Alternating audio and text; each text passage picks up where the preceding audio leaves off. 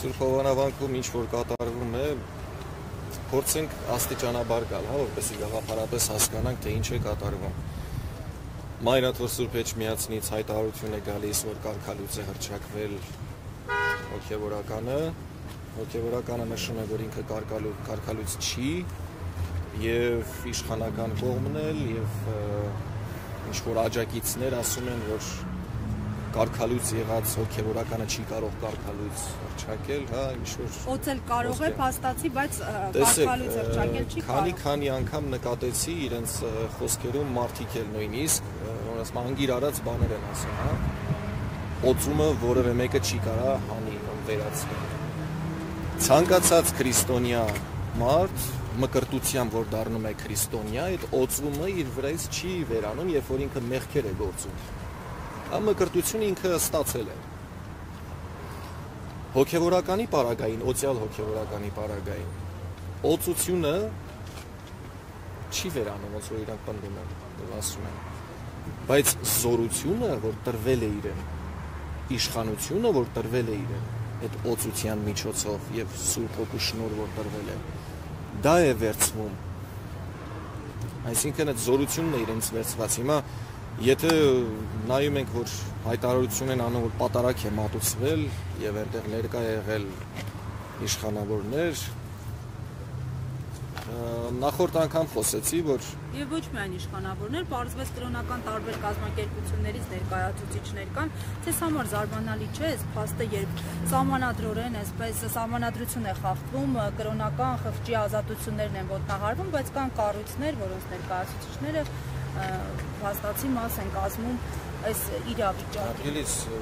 հիմա սահմանադրության որ կետը խախտվեց այսքան տարիներին, որը պահվեց, այսինքն զարմանալու բան չկա, թե ինչքան բաներ կխախտվեն։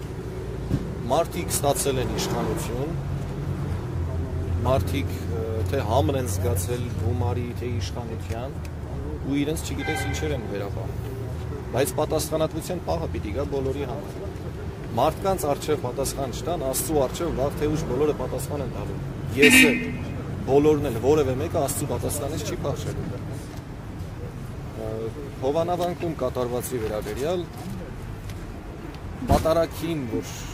իրենք ասում են պատարագ մատուցվեց, պատարագը մատուցում է օծյալ հոգևորական, դա մեկ։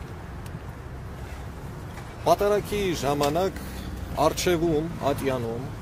նրանք ովքեր որ կանգնում են մասնակցելու պատարագին, իսկ տեսա ես համացանցով էլ, որ այնտեղ Նիկոլ Փաշինյանն էր, կողքը ես դժվարանամ նախարարներ էին,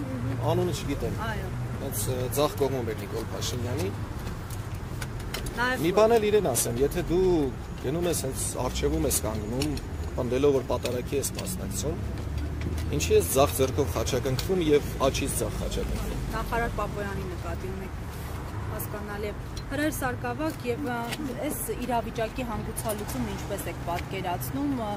եկեղեցին սովորաբար միշտ ավելի իմաստուն է գտնվել, միշտ առաջնորդողի դերում է եղել, այլ դերակատարում է ունեցել, այսօր ստիպված է պաշտպանվել հենց իր երկրի ներսում, հայրենիքի ներսում, պետության ներսում, հանգուցալուծումը ինչպես եք տեսնում։ Ես փորձեմ այսպես ձևակերպել։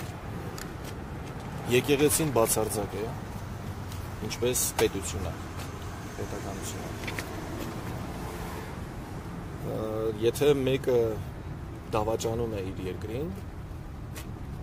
դա չի նշանակում, որ պետությունն է դավաճանում։ Պետական այրն է։ Եկեղեցու դեմ հարձակում իրենք որևէ ձև չեն կարող դա տանել հետո, հանգիստ տանել, այսպես ասեմ։ Ինչպես Բագրատ Սրբազանն էր նշել իր խոսքերում, մինչ այս ամեն պրոցեսների սկսվելը, եկեղեցին էր, որ մնացել է ամուր կառույցը, որ պահում է ազգայինը։ Եվ բոլորիդ արդեն քաջ հայտնի է, թե ում խոսքերից հետո ինչ քայլեր ձեռնարկվեցին արդեն եկեղեցու, եկեղեցականների վերաբերյալ, հա, ինչ որ սրբարտություններ, ահաբեկչություններ, ինչ որ բաներ։ Քիչ է մնացել, ես ասում եմ որպես հայ հոգևորական։ Իսկ եղբայրական հորդոր ուղերձ ունեք Ստեփան Ասատրյանի նախկին ջերմանականին, նախկին հոգևորականին։ Գայթակղության մեջ չընկնի ընդհանրապես ու ինքը քաջ գիտակցում է, որ գիտի մեղքերի թողության բանը եւ իրեն տրված էր մեղքերի թողություն տալ։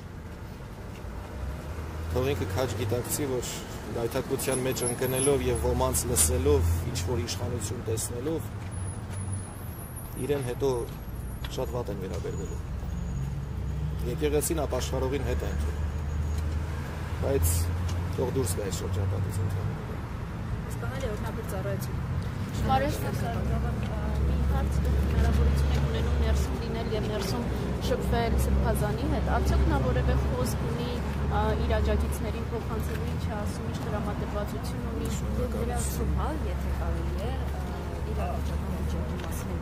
դրական ժամանակ է տեղեկություններ չկան ինչ վիճակում է դրա մասին։ Հարկ Աստծո Սրբազանի առողջական վիճակը լավ է, տրամադրությունը լավ է, ոգին մարտական է, այսինքն չի հանձնվում, մարտական հանկարծ չհասկանալ էլի այնտեղ մյուս կողմում ասել, ինչ-որ մի բան պլանավորում։ Ինքը իր հայ տեսակով, մարդ տեսակով, ինչպես որ եղել է, մնում է հավատարիմ հայ ազգին, հայ եկեղեցուն եւ հայ արժեքին։ 3 հատկանիշներով կոչված։ Իսկ արդեն շփման հետ կապված ասեմ, որ ճիշտ է իմ կարգավիճակը այլ է, բայց ինձ թույլ չեն տալիս, որ շփվեմ։ Այսինքն զուտ կարող եմ ողջունել ու երբ որ փորձեմ մի բան էլ խոսել, արդեն ասում եմ, ըստ կանոնի ձեր տեղը։ Շնորհակալություն։